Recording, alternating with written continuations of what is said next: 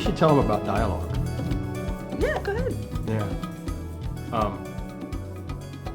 I had done 2 projects prior to dialogue, and both of them were very big learning experiences. You know, the first one I did with Hussein Jifri, and we just pulled in people to record with us. That was called Lifetimes. Mm-hmm. Then a few years later, I did a CD called Dark Blue Dream. That had Tom Breckline was the drummer, Jimmy Earle was the bassist. Frank Gambale. Frank Gambale was on guitar, myself. Ernie Watts came in and played a solo. Yeah. And that was your first recording. Yeah. The things that you and I did together Yeah. always spoke to me. Yeah. And I said, I want to do more of that. Right. So I said, we got to talk, and she's always been playing, you know, all along. You know, she goes to the studio and she writes music as well. And I said, you know what, I think it's time, let's start doing this. Mm-hmm. And when we made that decision, everything just started falling into place. Yeah. The compositions really just lined up. Yeah. She would spend a lot of time practicing. Your music's hard sometimes. So I did spend a lot of time practicing. Yeah, your music's challenging. I mean, it's, you know, it's got time stuff, displacement in it. It's, you know, it was a challenge, but a great challenge. Yeah. Fun. Go ahead and straighten that up. That's great. And also, I wanted to do some work with Simon. He's so great at his instrument, and his history is legendary. But on top of that, he's just a great guy. Yeah.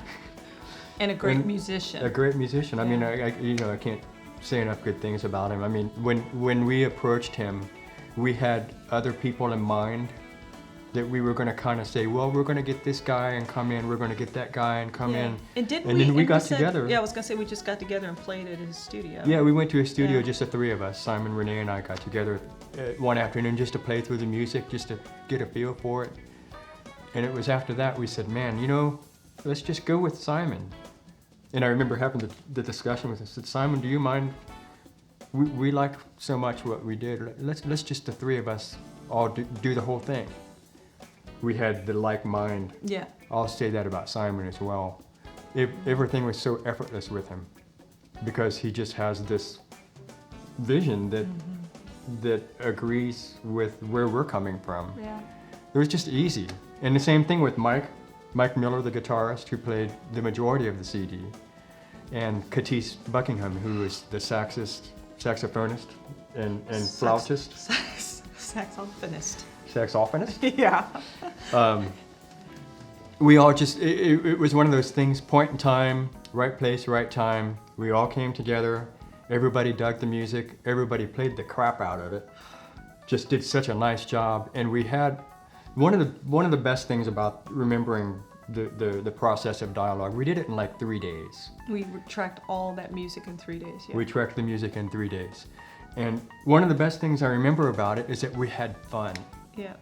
One of my best memories about it is, you know, when you're a composer, and even though he's my husband, I think Steve is a great composer, and I think we haven't seen the best of what he has, and the stuff he's working on now is amazing.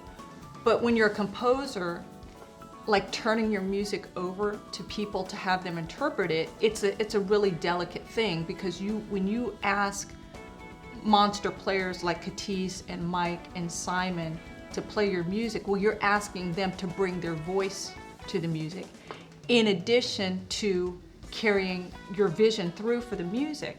And so my fondest memory was to see those guys actually do that 100%, bring their voice.